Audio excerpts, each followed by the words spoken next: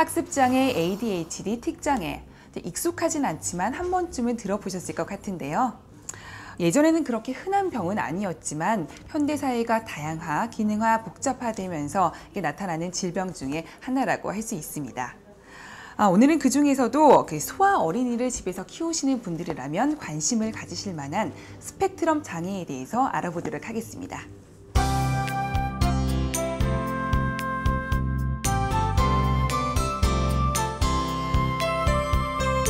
네, 오늘 이 자리에는 5대째 가업을 이어 한의학의 맥을 잇고 계신다고 하시는데요. 변한의원의 변기현 원장님 모셨습니다. 선생님 안녕하세요. 안녕하세요. 네. 반갑습니다. 예, 100여 년 동안 5대에 걸쳐서 한의학의 맥을 잇고 계신다고 하시는데요. 정말 대단하신 것 같습니다. 예, 감사합니다. 예, 오늘은 흔히들 현대병 중에 하나라고 하는 스펙트럼 장애에 대해서 알아보도록 하겠는데요. 이게 좀 단어가 생소한데 스펙트럼 장애가 어떤 것인지 설명 좀 해주세요.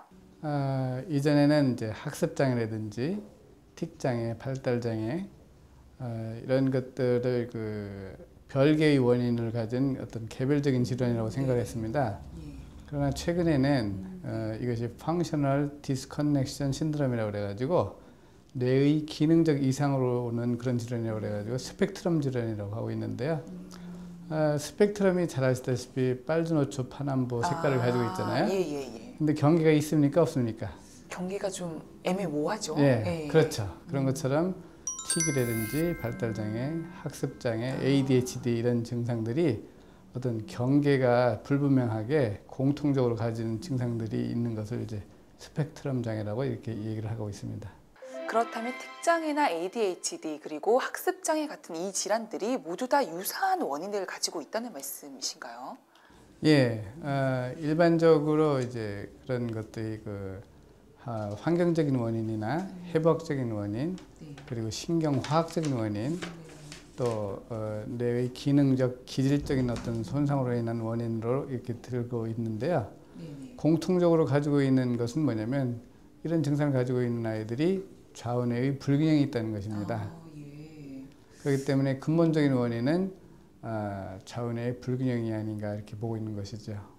네, 발병 원인이 그래 복합적이지만 결국에는 좌우뇌의 불균형으로 인한 기능 저하가 가장 큰 원인이라는 말씀이신데요. 그렇다면 현재 우리나라에서 스펙트럼 장애가 얼마나 일어나는지 그런 통계 같은 건 혹시 나와 있는 게 있을까요? 정확한 통계는 없는데요. 미국의 예를 든다면 1990년에서 1995년 사이에 2.5배로 증가했던 그런 질환들이 2000년도의 조사에 의하면 적어도 6명 중에 1명은 스펙트럼 장애를 앓고 있거나 이와 유사한 질환을 앓고 있는 것으로 나타나고 있는데 우리나라에서도 해마다 마치 전염병처럼 기하급수적으로 이런 질환들이 늘어나고 있는 추세입니다. 예, 그렇게 최근에 발병률이 높아지고 있다면 오히려 한의학에서는 좀 생소한 질환인 것 같은데 어떤가요?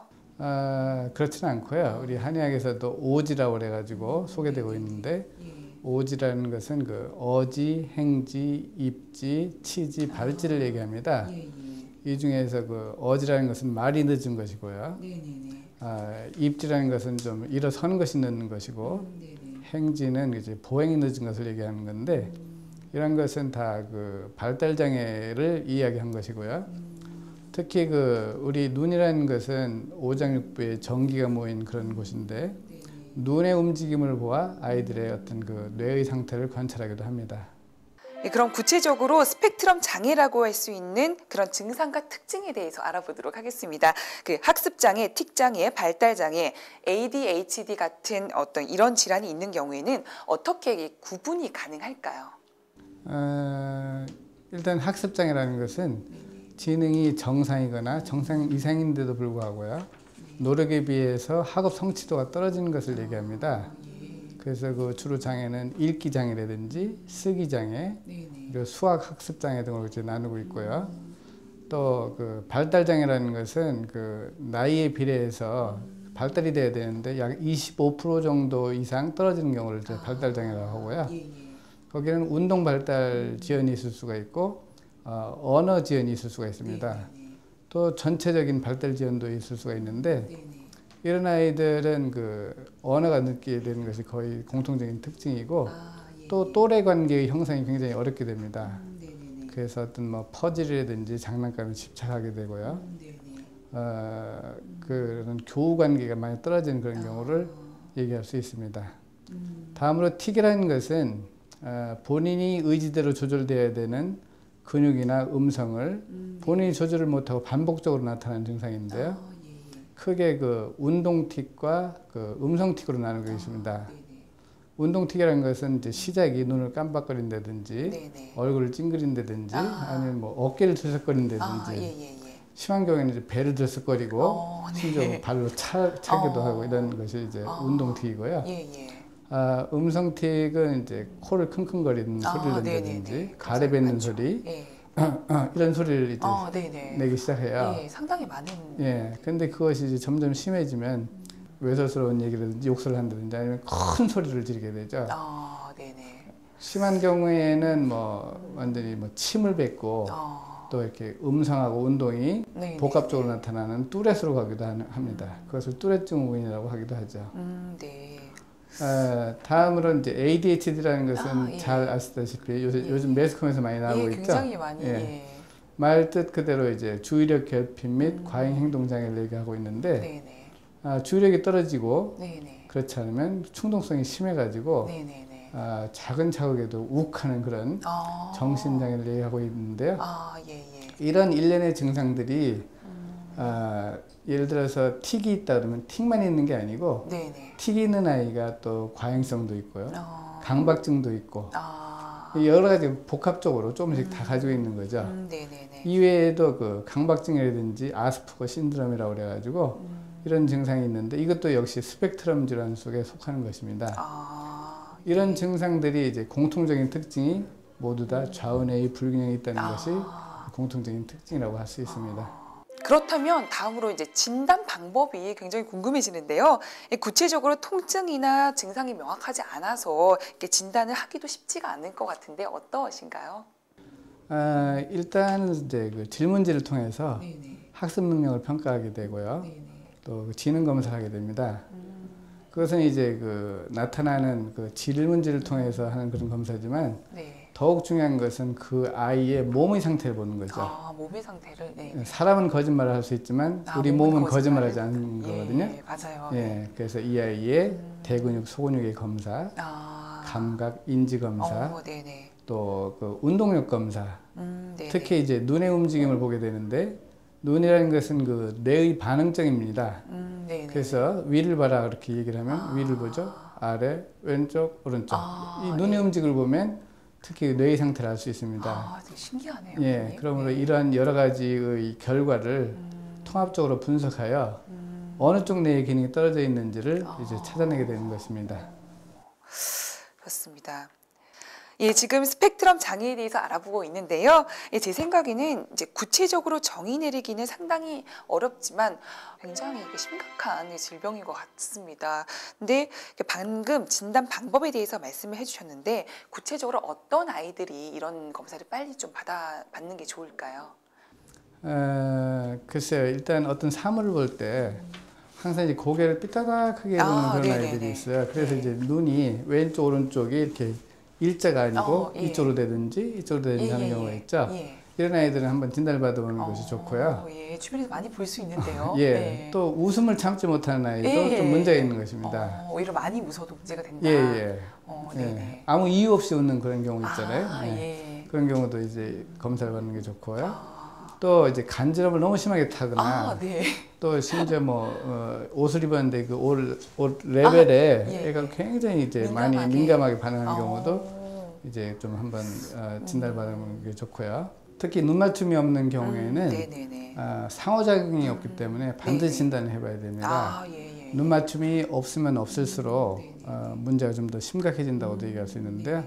뭐 이제 그 자폐 같은 경우는 자기가 좋아하는 쪽에는 눈을 맞추지만 그렇지 않고는 예를 들어서 어머니하고의 경우에도 상호작용이 안 되는 경우가 굉장히 많습니다. 또한 그 독서를 싫어하거나 읽었던 줄을 계속 반복해서 읽거나 아니면 그 뜻을 이해를 못했을 때도 한번 진단을 받아봐야 되고요. 또 이제 두통이나 어지럼증 그리고 또 잦은 멀미, 소화장애 이런 경우가 있을 때도 네네. 진단을 받아봐야 됩니다. 예. 또한 그 놀이공원에서 이런 예. 이런 뭐 청룡열차 같은 거 타잖아요. 예. 그런 것을 굉장히 무서워하고 못하는 아이, 어, 그런 아이도 한번 진단을 받은 게 좋는데요. 네. 이와 같이 그 스펙트럼 장애는 네. 우리의 그 감각이나 면역계, 소화계 네네. 이런데 여러 면에서 이제 그 영향을 미치기 때문에 네네. 진단을 꼭 받아보는 것이 좋습니다. 그렇다면 이제 치료가 가능한지 치료 방법이 있는지 굉장히 궁금해지는데요. 유아기나 아동기에 적절한 치료를 받지 않으면 이제 성인이 되어서도 문제를 계속 안고 생활하기 때문에 이제 정상적인 생활이 힘들어질 것 같은데요. 예, 그렇습니다.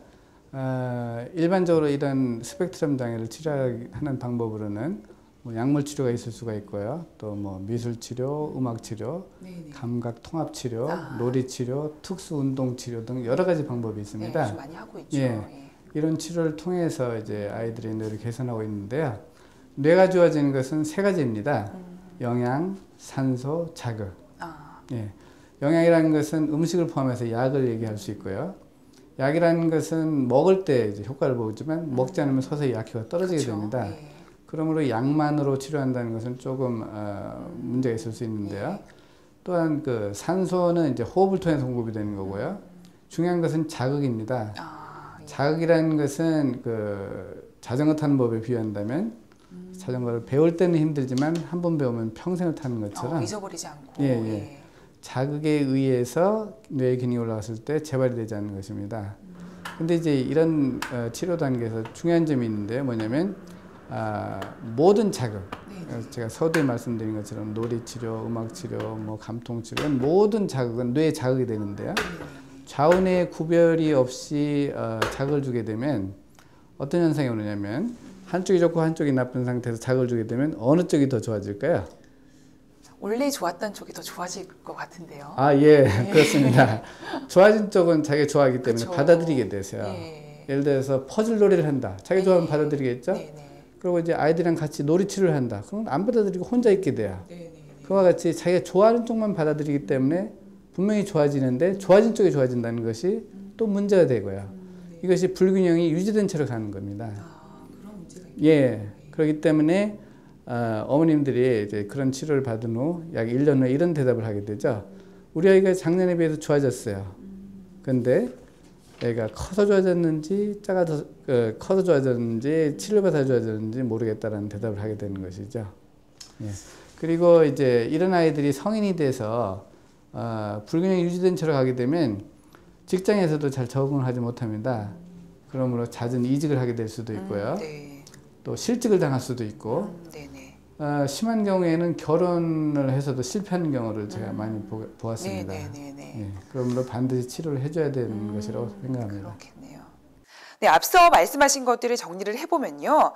그 스펙트럼 장애는 결국 여러 가지 원인도 있을 수 있지만 가장 중요한 것은 이제 좌우뇌의 불균형으로 인한 뇌의 기능 저하, 그리고 이제 자율신경계의 이상이고 뇌의 불균형을 개선하는 것이 가장 좋은 그 치료 방법이 될 수 있다. 이런 말씀이신 것 같네요. 뇌의 불균형인 것은 아주 중요한 이론입니다. 우리 뇌는 좌뇌 우뇌가 일정한 주파수로 교류를 하고 있는데요. 우리 그 호두를 먹으면 머리가 좋아진다는 얘기 들어보셨죠? 예, 많이 들었어요. 호두가 마치 뇌처럼 생겼는데요. 그 좌뇌 우뇌를 연결하는 곳이 뇌량이라는 곳이 있는데 이 뇌량을 통해서 좌우뇌가 그 정보를 교환하고 있습니다. 근데 하나는 좋고 하나는 나빴을 때 100과 50이라면 50밖에 정보를 교환하지 못하면서 좋아진 쪽은 계속 좋아지고 나빠져 있는, 기능이 떨어져 있는 쪽은 계속 기능이 떨어져 있는 그런 불균형을 유지하게 되는데요. 치료의 원칙이 있다면 가장 중요한 것은 근본적인 원인을 찾는 것입니다. 그렇죠.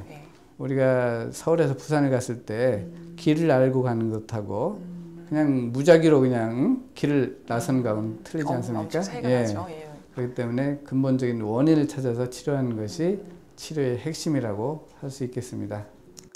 오늘 좋은 말씀 너무 감사합니다, 선생님. 네, 감사합니다. 고맙습니다.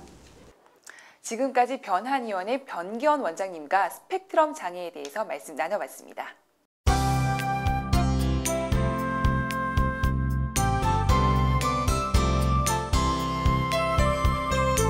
모든 질병들이 마찬가지겠지만 조기에 진단하고 정확한 원인을 알고 그리고 치료를 꾸준히 장기적으로 하는 것이 가장 중요합니다.